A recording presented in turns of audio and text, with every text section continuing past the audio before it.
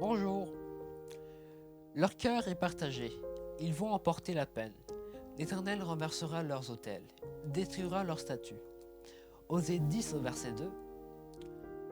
Aujourd'hui, j'aimerais te parler des comètes. Une comète est un corps céleste composé de glace et de poussière qui gravite autour d'une étoile.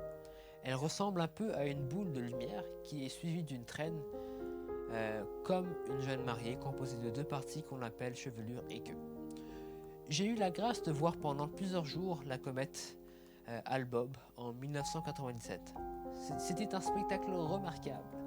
Et en juillet 2020, certains ont pu admirer une nouvelle comète visible à l'œil nu, la comète Neowise.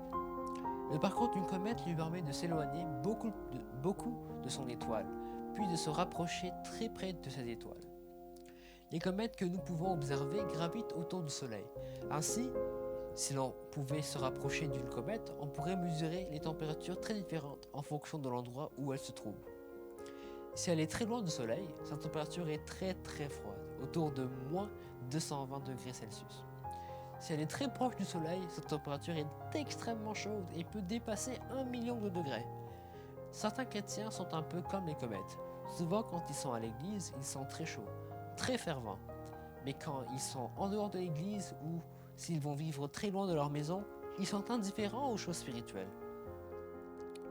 Cela ne veut pas dire que tous ceux qui sont fervents à l'église sont comme des comètes, mais le fait de faire beaucoup de choses à l'église ou de les faire avec énergie n'est pas un signe pour savoir si tu marches avec Dieu ou non. Prenons l'exemple dans la Bible d'un comportement ressemblant à une comète. Les enfants d'Israël, quand ils venaient de passer la mer Rouge, louèrent le Seigneur et chantèrent pour le célébrer, voir Exode 15 versets 1 à 21. De même, juste avant d'écouter Dieu leur parler depuis le mont Sinaï, ils promirent d'être fidèles dans Exode 19 verset 8.